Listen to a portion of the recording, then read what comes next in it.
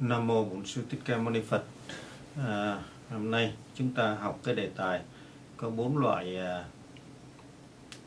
Phật tử.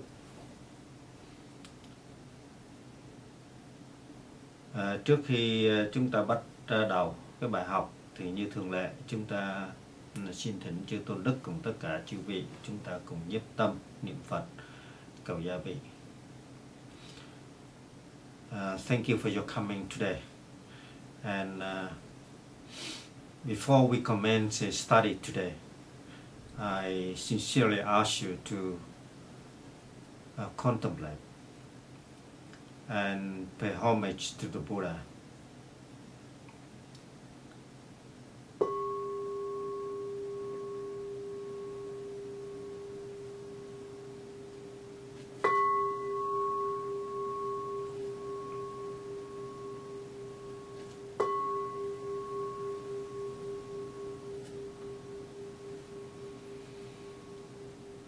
Namo tassa bhagavato arahato samma sambuddhassa.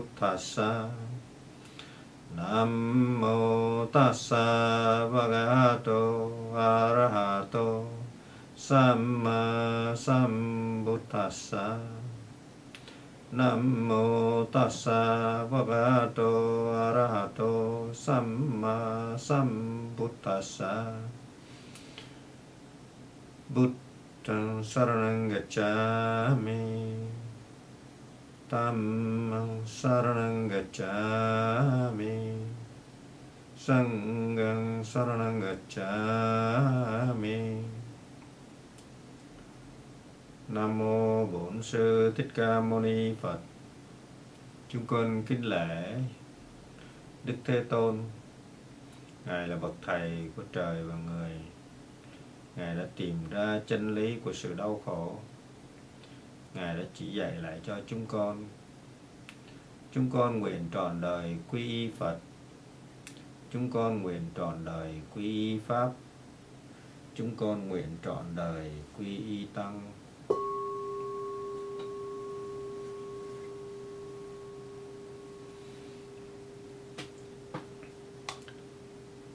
Kính thưa chư vị, ngày hôm nay chư vị có được khỏe không? How are you today? This is very good. Today we are going to study the four kinds of the Buddha disciple. Kính thưa chư vị, ngày hôm nay chúng ta sẽ học cái đề tài là có 4 loại đệ tử của Phật. Chúng tôi cũng đã có để lên trước một số thông tin và hy vọng rằng quý bạn đã đọc, và để cho nó có lợi ích thì chúng ta sẽ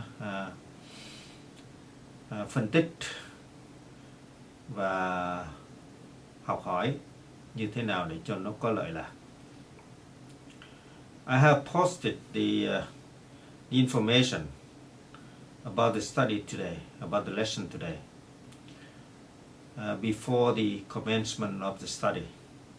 So I wish that we can utilize our time to fully explain, analyze, and appreciate what the Buddha teaching and try to apply it in our daily life for our best benefit. Kính thưa chư vị, chương trình chúng ta làm việc ngày hôm nay thì vắn tắt thôi, nó có 45 phút. Thứ nhất, chúng ta sẽ học sơ sơ về kinh văn. Duyên sự gì mà Đức Thế Tôn nói và nói lúc nào. First we will study the sutra. When the Buddha talk about the four kinds of his disciple and the meanings according to the sutra. Và thứ nhì, chúng ta sẽ học cái ý nghĩa của lời dạy của Đức Phật. Secondly, we will study the meanings of the his teaching or the sutra. Thirdly, we will study the implication or the real meanings which Buddha convey in his message. Và cái thứ ba là chúng ta sẽ học ý nghĩa chính hoặc là huyền nghĩa mà Đức Thế Tôn đã gửi gắm ở trong cái bài pháp này. Và cái thứ tư là chúng ta sẽ học cách hành trì như thế nào để chúng ta có thể đạt được cái lợi ích. And fourthly, we will study the practice, how and in which way we can practice for our best benefit. Kính thưa chư vị, vì lý do có một số Phật tử người nước ngoài hiện đang ở đây, cho nên chúng tôi phải nói hai thứ ngôn ngữ. I'm sorry because for our benefit, I speak in two languages so that you people here can comprehend, as well as some other people from other sides of the world can comprehend. Now, the story. First, we talk about the story. Everybody loves the story, and you people prefer to listen to story rather than anything else. Kính thưa các bạn thường thích nghe chuyện hơn là học kinh văn hay là thực hành. Nó khó quá phải không? The story goes like that. It's recorded in the sutra. Cái câu chuyện này đã được ghi lại ở trong kinh sách như thế này. Once upon a time, the Buddha met a Kesa, a horse trainer, and he asked the horse trainer how many kinds of the horses he has trained. Đức Phật một bữa gặp người chuyên môn chăn ngựa. Ngài hỏi người chăn ngựa rằng trong các cái loại ngựa mà ngươi huấn luyện có mấy loại? The horse trainers replied, there are four. Kính thưa tôn giả, có 4 loại. The Buddha continued, so which is which? Đức Phật hỏi tiếp, như vậy loại nào là loại nào? Thì khi Ngài hỏi như vậy, thì cái ông chăn ngựa trả lời, thưa có 4 loại. When the Buddha asked about what kind of the horses, to which the horse trainer replied there are 4, and he also continued to ask which kind or what categories of horses he has trained. The horse trainer replied there are 4, and the first one is the excellent one. Loại thứ nhất là cái loại thượng thặng. The first horse, just when it sees the shadow of the wind or the road, immediately know how to run, and run very fast, run to the destination without asking, without instruction, because he knows or she knows what to do, and she run very fast. Cái loại ngựa thứ nhất đó là loại chiến mã. chỉ cần thấy bóng roi ở trên mặt đường thôi, đó là lập tức chạy thật nhanh và chạy tới đích. Đây là cái loại rất là thù thắng. Không cần phải la lối, không cần phải đánh đập gì hết. Nó chỉ cần thấy bóng roi thôi là nó hiểu phải làm như thế nào. Và cuối cùng nó chạy tới đích rất là nhanh. The second categories, the second kinds of the horses is the one need instruction, need touching, need guidance, so that she can run to the destination.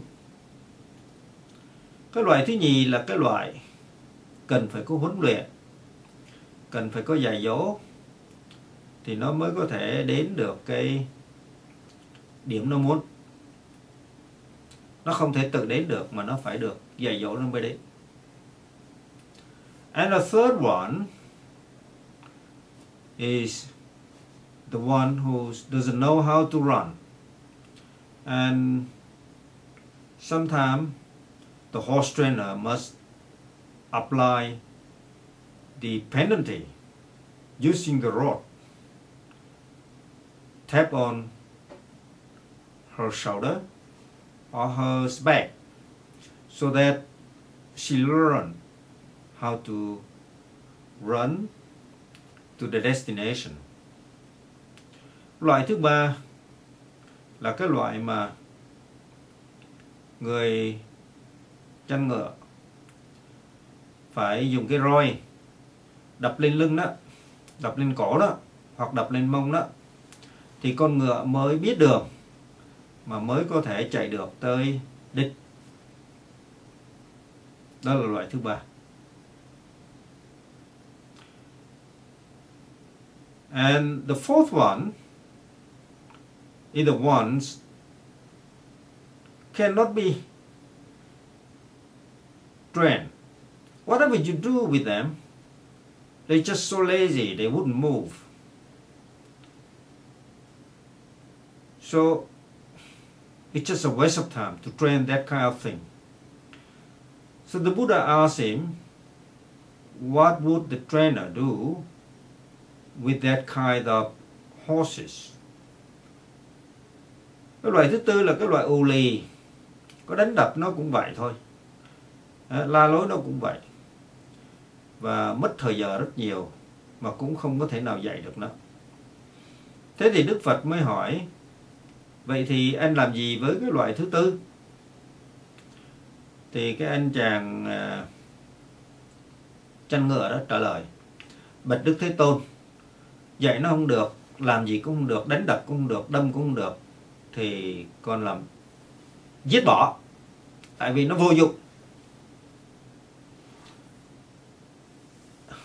Then the trainer, the horse trainers, asked the Buddha, so how many kinds of the member of the Sangha you have? And to which the Buddha replied, there are also 4. Khi mà cái anh chàng chăn ngựa, anh hỏi Đức Phật, vậy thì tăng đoàn của Ngài gồm có mấy loại? Đệ tử của Ngài gồm có mấy loại? Đức Thế Tôn trả lời, cũng có 4.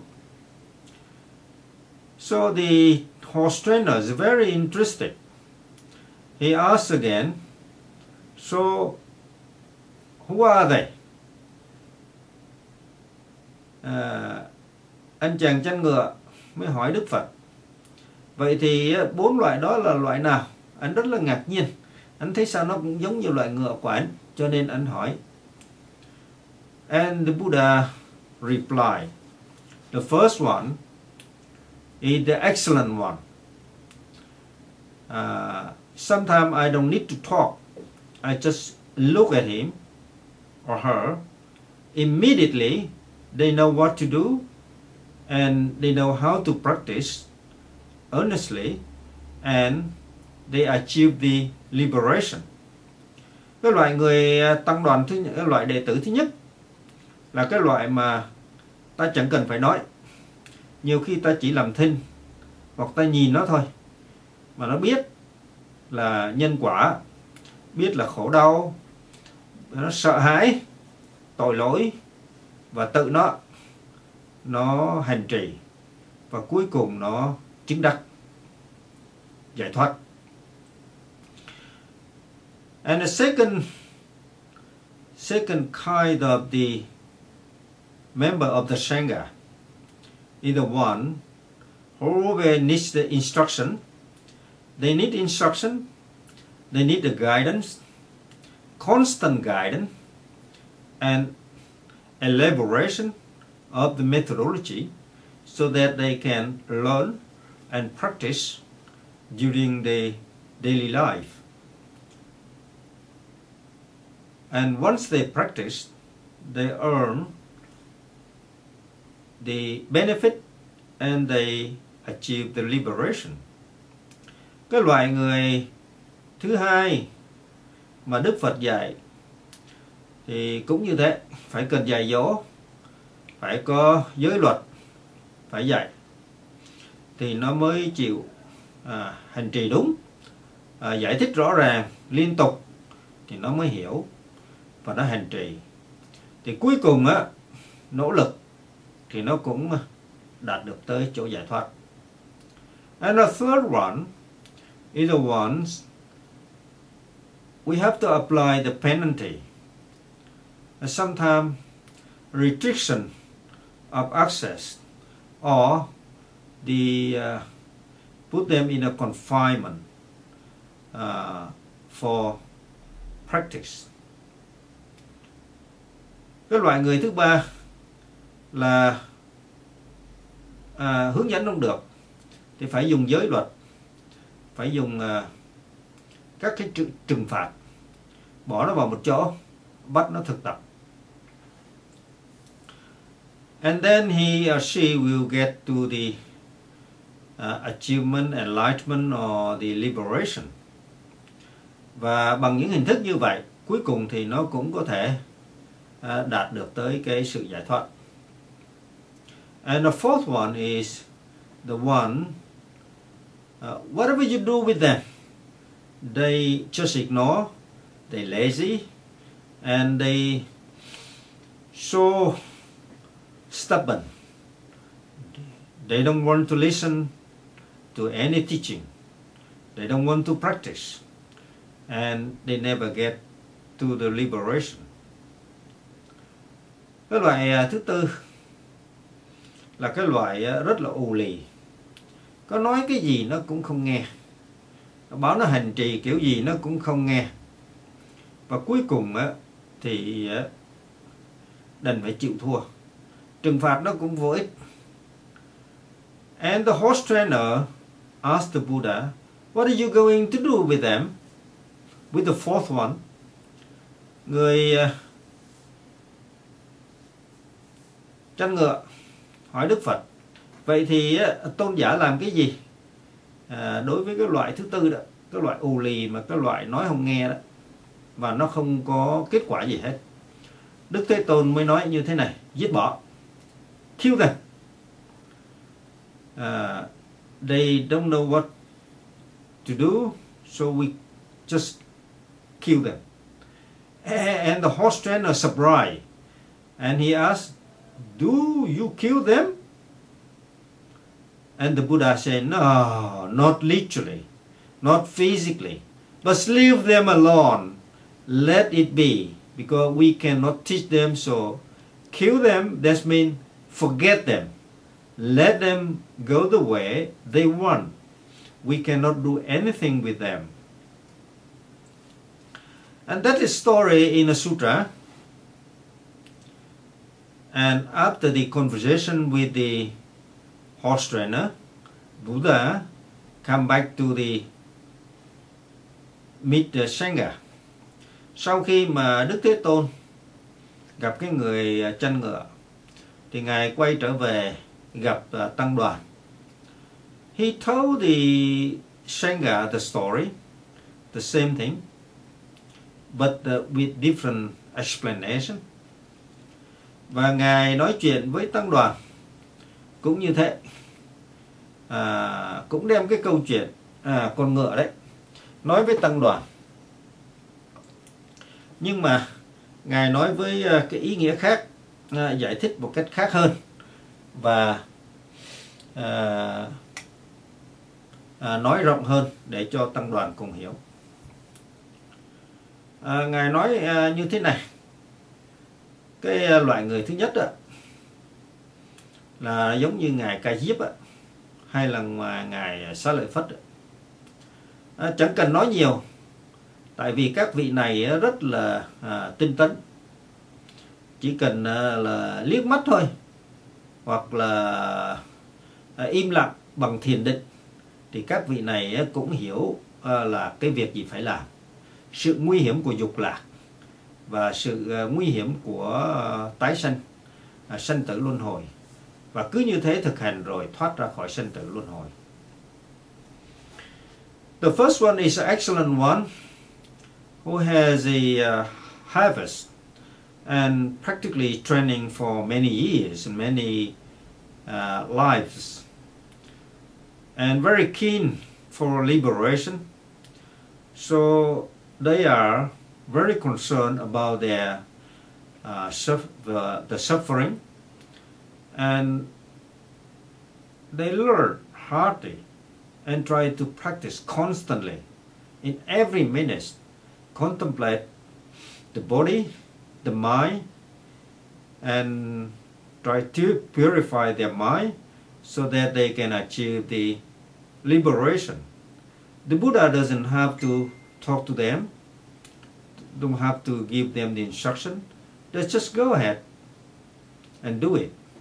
Sometimes, and a lot of time, Buddha doesn't have to talk to them. Just by the signal or by the gesture, and they know what to do. Đức Phật không cần phải dạy nhiều đối với những loại người này. Đức Phật chỉ cần liếc mắt thôi là những vị này cũng đã hiểu ngay và thực hiện và đạt được tới cái quả vị giải thoát chứng đắc. And the second category is the one who need the constant instruction and the guidance, like a lot of members of the Sangha. They very keen for liberation, but they need the constant reminding. They need the instruction, what to do and what not to do. Cái loại thứ nhì cũng vậy, ở trong tăng đoàn hoặc là đệ tử của Phật thì Đức Phật phải dạy thường xuyên, phải nhắc nhở thường xuyên.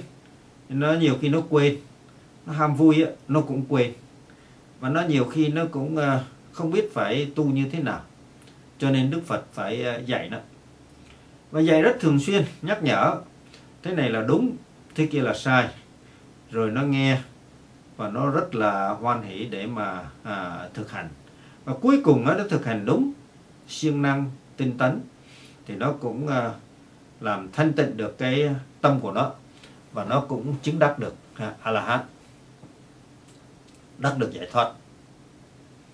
Cái loại thứ ba là cái loại rất là u lì, có nói rồi nó cũng làm sai, nói sai, làm sai và sửa sai hoài. The third one is the one who's always make the mistake, commit the error, and sometimes very stubborn. The Buddha has to teach them constantly, and sometimes he has to impose a penalty by the rules of law, the rules of conduct, to help them to cross over the sin, the mistake, so that they can achieve the purification of their mind and achieve the liberation.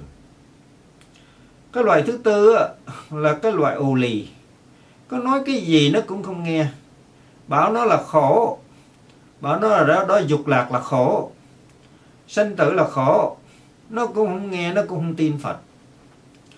The fourth one is the one who's very stubborn, has no connection, never builds any good karma to the Dhamma, never listen to the Dhamma, never trust the Buddha, and doesn't want to follow the Buddha. So whatever Buddha taught to him or her, it's just a waste of time, because they never listen, they never practice. Cái loại thứ tư là cái loại rất là ù lì. Đức Phật có dạy cái gì, họ cũng không chịu nghe, và họ cũng không có thực hành những điều mà Đức Phật dạy. Cho nên nó cũng không có được cái thành tựu gì hết. Đức Phật đó có dạy chăng nữa, họ cũng nhắm mắt, họ cũng không thèm nghe. Họ không thèm nghe. Và vì như vậy thì cái người chăn ngựa đó, người mà huấn luyện ngựa đó mới hỏi Đức Thế Tôn, vậy thì ngài đối xử như thế nào đối với cái loại thứ tư? They asked the Buddha, what are you going to do with the fourth one? Buddha just leave them alone, kill them, let it be. We cannot train them, just forget it. Okay, so we go through the second step, which is the analyzing the meanings of the four kinds of horses and four kinds of the Buddhist member, or the member of the Sangha. Everywhere, every time, every stage, there are always four kinds of people who practicing the Buddha in that way. Chúng ta đã học 4 loại. Chúng ta đã biết rằng là kể cả tu sĩ cũng như cư sĩ, nó có 4 loại. Và 4 loại này thì nó cũng đều có cái giống nhau. Bất cứ vào trong thời điểm nào, bất cứ vào trong nào, bất cứ vào trong nơi chốn nào cũng có 4 loại như vậy. Cái loại thứ nhất là tinh tấn, tự đọc biết dục lạc là đau khổ, siêng năng tinh tấn tu học và chứng được quả giải thoát rất là mau. Cái loại người thứ nhì là cái loại phải dùng giáo lý và giới luật răn đe, nói nếu mà không chịu tu học tinh tấn thì sẽ bị đọa địa ngục, sẽ làm súc sanh ngạ quỷ. Và nghe như vậy sợ hãi, cố gắng tinh tấn tu học và cũng chứng quả giải thoát. Cái loại thứ ba đó là cái loại phải dùng giới luật răn đe, đôi khi phải cách ly ra khỏi tăng đoàn, nó mới chịu học. The second one is the one who always have to listen to the Buddha constantly and practicing in every minute so that they can achieve the liberation. They have to be constant advice, constant teaching. And the third one is always a difficult one. Sometimes the Buddha has to employ the rules of law, sometimes suspend the access to the Buddha or to the Sangha. Cái loại thứ tư là loại ù lì, có nói gì nó cũng không nghe. Thì cái loại đó rất là khó, cho nên cố gắng cũng vô ích. Và Đức Phật đã áp dụng cái biện pháp là không cho nó gặp nữa, để mặc kệ nó,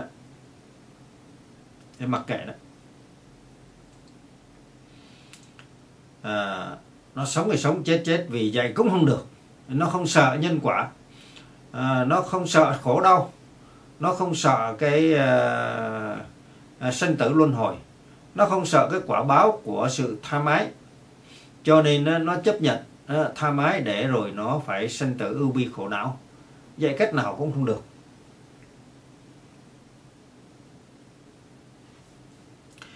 Thế thì tới cái loại đó là ý nghĩa của kinh văn mà Đức Thế Tôn dạy cho chư tăng của ngài. Và kính thưa chư vị, Thực sự ra thì Đức Phật có muốn nói về cái chuyện đó hay không? Is it the way Buddha tried to convey to the member of the Sangha or the Buddhist member about his teaching? Teaching about four kinds of people, four kinds of horse comparative to the four kinds of the Buddhist member and their practice. Kính thưa chư vị, có thực là Đức Thế Tôn chỉ quan tâm tới 4 loại ngựa rồi so sánh với 4 loại như thế hay không? 4 loại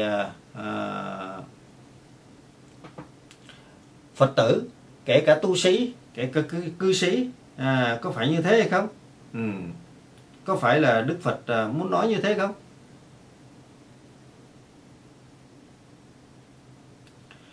Kính thưa chư vị, cái huyền nghĩa của nó thì sâu xa hơn.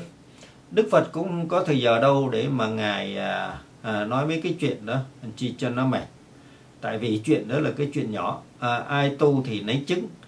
Mà Đức Phật cũng đã nhiều lần giáo giới là không có duyên thì cũng không có thể độ được cái người vô duyên.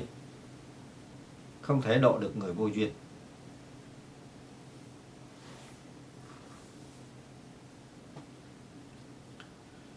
Không thể độ được người vô duyên.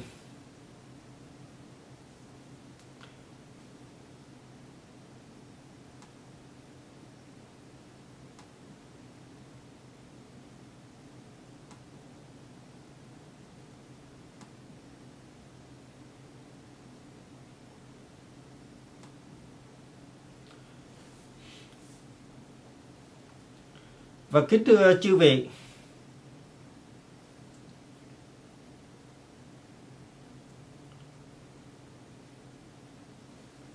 thế thì huyền nghĩa của nó là cái gì? Huyền nghĩa của nó là cái gì đây?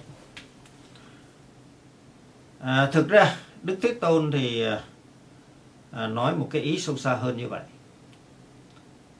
Is it the true meanings of the lecture or the teaching of the Buddha? No, it's not. The Buddha tried to convey a deeper meaning. Đức Phật muốn nói cái điều gì sâu xa hơn nữa, kính thưa chư vị? The Buddha tried to convey the message that there are four kinds of this citta. Đức Phật muốn nói tới 4 loại tâm, 4 cái loại tâm mà nếu chúng ta muốn tu học đàng hoàng thì chúng ta phải hiểu. The first one of the citta is the well-trained, well-conducted, well-trained mind. Cái loại thứ nhất là cái loại tâm đã được huân tập rất là kỹ. That mind has been trained very well, so aware of the whatever happens surrounding, and aware of the all the consequences of the dilemma, untrained. Cái loại thứ nhất, cái loại tâm thứ nhất là cái loại không có được, cái loại rất là được huân tập, cho nên cảnh giác tất cả mọi cái sự diễn biến ở chung quanh cái sự ghi nhận. In every movement, every action, every phenomenon manifested, exhibited, or occurs surrounding the body will be recognized by the six senses and always aware of the attachment to the surrounding, the environment and the body, and the pleasure or unpleasure. Loại thứ nhất là cái tâm nó ưa dính mắc tới các cái cảnh trần bên ngoài. Thông qua 6 căn thì nó ưa thích hoặc không ưa thích những cái dục lạc hoặc là những cái đau khổ, và nó có những cái phiền não ngủ ngầm ở trong tâm. The second one is the one who always remember the Buddha teaching. The mind is always aware of the Buddha teaching and follow strictly the Buddha teaching and comply with the rules of the conducts, the rule of the Buddha given to the Buddhist member and the Sangha. Cái loại thứ nhì á, kính thưa chư vị, đó là cái loại tâm mà lúc nào nó cũng tưởng nhớ tới Phật, lúc nào cũng nhớ tới những cái lời Phật dạy, và cố gắng tìm hiểu xem những cái lời Phật dạy đó ý nghĩa như thế nào, để rồi mà cố gắng thực hành, để cho cuối cùng cũng được cái sự thanh tịnh. And the third kind of mind is the mind who need some penalty, some hard training, because it's like the horses or the monkey mind, always running around and wandering around non-stop. Cái loại thứ ba đó, cái tâm thứ ba là cái loại đó rất là khó, nó được huân tập nhiều kiếp rồi, nó chạy như là ngựa và nó truyền cành này sang cành kia như khỉ, cho nên rất là khó huân tập. Phải dùng giới luật để mà trị nó thì mới có thể đạt được tới cái chỗ giải thoát. That is the third one. The third one is always the difficult one. Sometimes and a lot of time is subject to the vinaya, the penalty, so that it can achieve the liberation, can be inflicted into the mind. Nhiều lần và đa số thì cái tâm này phải được cảnh giác, phải được trừng phạt, thấy sự đau khổ thì nó mới có chịu tinh tấn để mà tu hành, và nó mới được cái sự giải thoát. And the fourth one, the fourth kind of the mind is just impossible to train because it's stubborn. It's always wandering around the pleasure or the pleasant thing. It enjoy it and blindly enjoy it. And that kind of blind mind cannot be trained. It's just impossible. Cái loại thứ tư, cái loại tâm thứ tư, dùng cái giới luật như thế nào đi chăng nữa, nói cái sự đau khổ, nói cái sự mà nguy hiểm của dục lạc, nói cái sự mà khổ đau của nhiều kiếp trong tương lai, cái nhân quả, nhưng mà nó cũng không nghe. Nó rất là ham mê dục lạc, đắm chìm trong dục lạc, nó không sợ đau khổ, thì cái loại đó vô ích, nói vô ích. These four kinds of the minds actually the Buddha tried to convey to the member of the Sangha or the Buddhist member. So I repeat again. Number one is the well-trained mind. Number two is my constantly guards against the pleasure and always remember the consequences or the bad consequences of not following the Dhamma or the Buddha teaching. And the third one is the one needs some penalty or infliction of the suffering, so that it can comprehend and follow strictly the Buddha teaching. That is the mind. Always contemplate and remember the consequence, the bad and suffering consequences of not following the Buddha teaching. And the fourth one, it's just impossible to teach the mind, because the mind has enjoyed the pleasure, so it's just impossible. is addicted to the pleasure.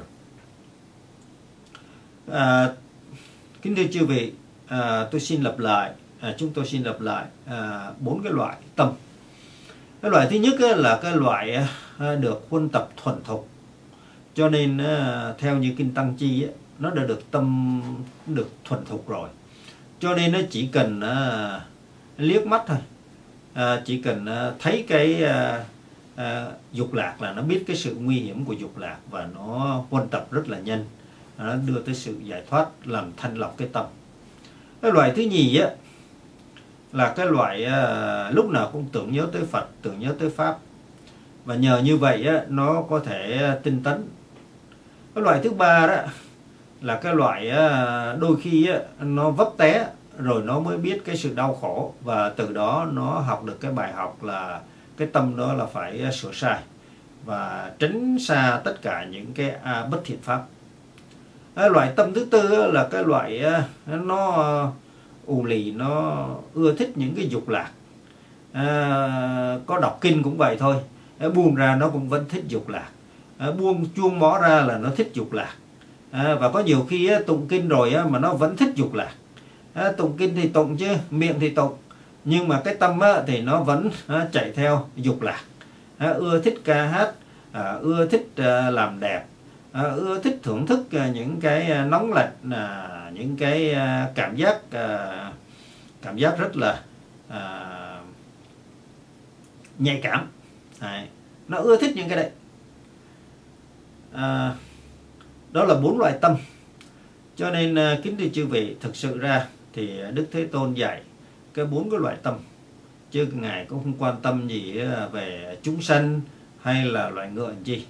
Nhưng mà Ngài mượn cái thí dụ này để nói ra 4 cái loại tâm. The Buddha is never concerned about a little thing. He never concerned about the horses or the member of the Sangha or the member of the Buddhist community. He's very concerned about the training of the mind. There are 4 kinds of the mind. One is well trained and achieve the liberation very quickly. And the second one is with his guidance.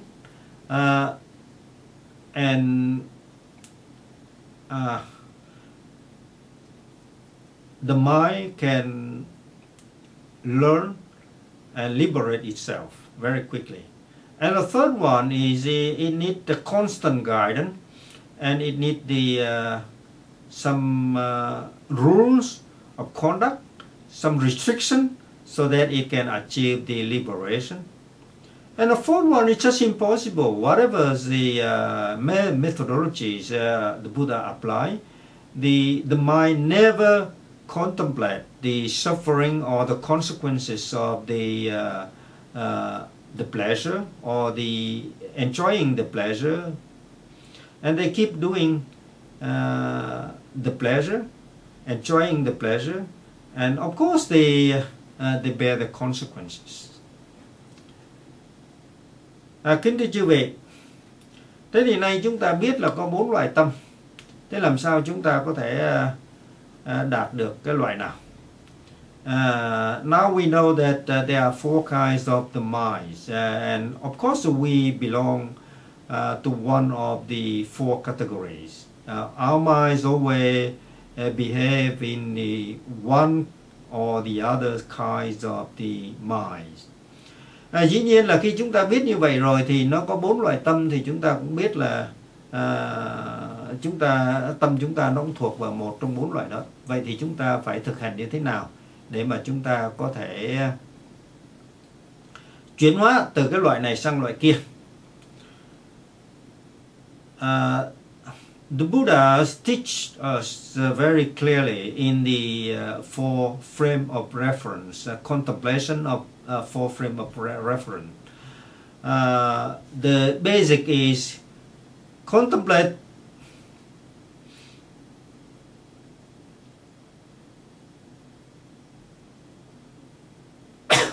the body as a body, because the body is constituted by the four elements, and it's not true. And five aggregate, they say it doesn't belong to ourselves.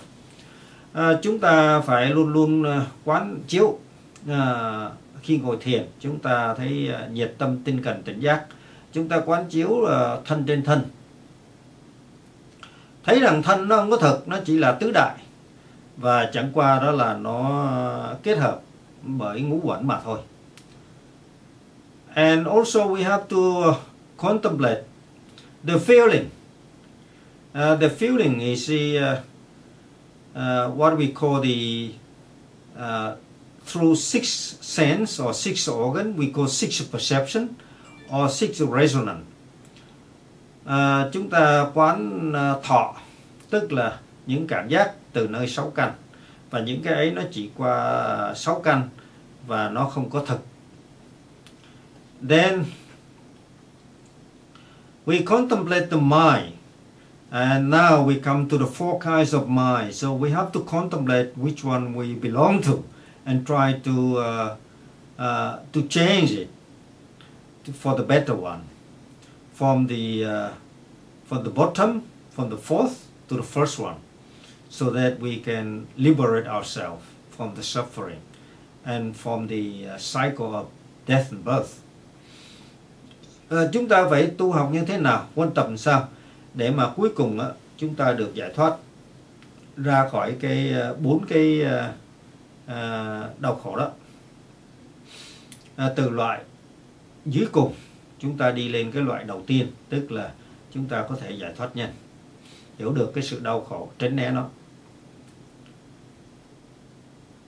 So the lesson the Buddha tried to convey to us is four kinds of minds, and if you train your mind well, from stubbornness to the well trained, and you can achieve liberation quickly and purify your minds, and you never have any attachment to the body, to the phenomenon, to the sensational feeling, and you liberate yourself.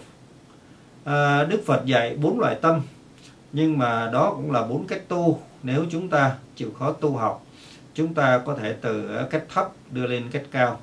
Và với nỗ lực nhiệt tâm, tinh cần, tỉnh giác, luôn luôn quán tâm, quán thân, quán thọ, quán pháp, chúng ta đều biết rằng các thứ ấy đều là phương tiện để đưa chúng ta tới sự giải thoát rốt ráo. Kính thưa chư vị, ngày hôm nay chúng tôi đến với quý vị một chút xíu qua cái đề tài là 4 loại ngựa, và mong rằng những lời của Đức Phật sẽ hỗ trợ cho quý vị trên cái con đường tu học chống được giải thoát. Today I'm talking to you and try to convey the very simple message about four kinds of mind, four kinds of chitta, so that you understand the phenomena always exist in our mind, and what we can do to liberate it if we try to follow the Buddha teaching strictly and remember his teaching, and constantly practice the four frames of the contemplation. Contemplate the body, contemplate the feeling, and contemplate the mind, and contemplate the phenomena. Then we can liberate ourselves, and I hope you will do it and achieve the liberation very soon. Kính thưa chư vị, nếu chúng ta cố gắng thực hành những điều mà Phật dạy một cách nhiệt tâm, tinh cần và tỉnh giác, lìa bỏ tất cả những cái dục lạc và thấy sự nguy hiểm của dục lạc, thấy sự đau khổ ở trong thế gian, thì chúng ta sẽ được giải thoát thôi. Kính thưa chư vị, tới đây cũng vừa tạm đủ, và chúng tôi mặc dù mới ở bệnh viện ra nhưng cũng cố gắng đến với quý vị vì có cái lời thỉnh cầu. Chúng tôi cố gắng làm tròn trách nhiệm, còn trách nhiệm của quý vị tu hay không là trách nhiệm của quý vị thôi. Today I just was discharged from the hospital, but upon your request, so I deliver a very short message, and I hope that if you have any question, just ask me. Alternatively, as usual, I sincerely request the member of the Sangha and the lay people, we pay respect to the Buddha and his teaching.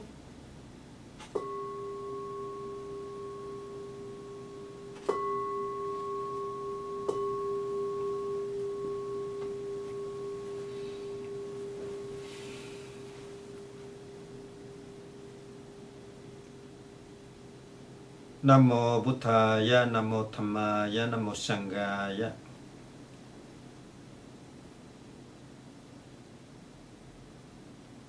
I pay respect to the Buddha, to the Dhamma, to the Sangha.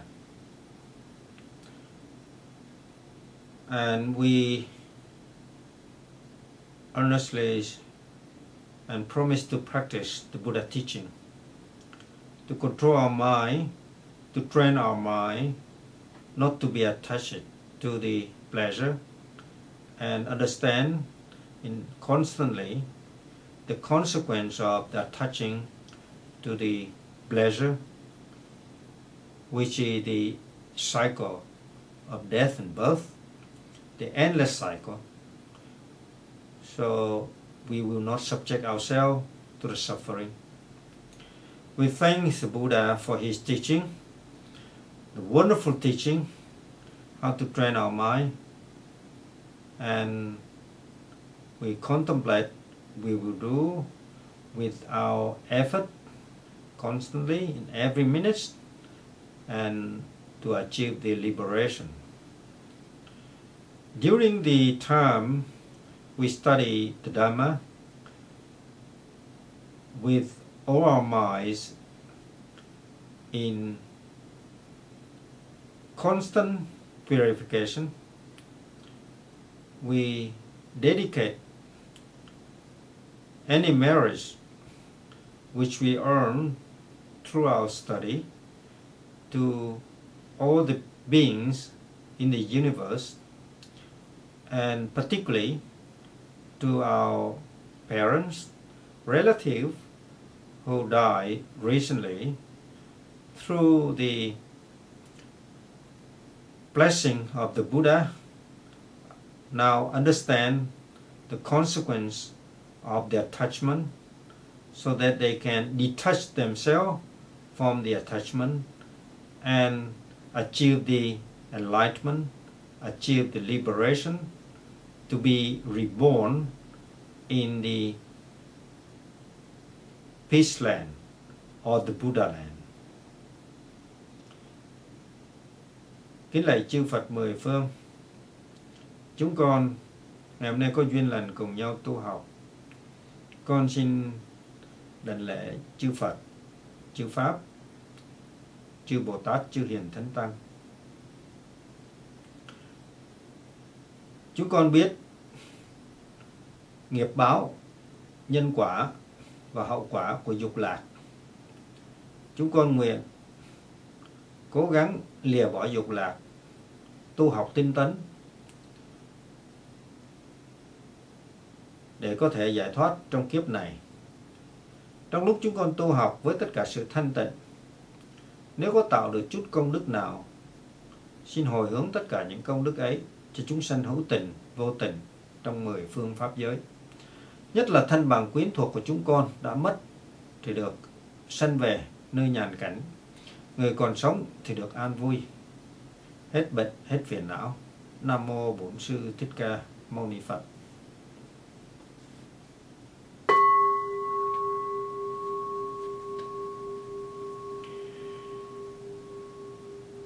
Thank you very much, the member of the Sangha and the all the people.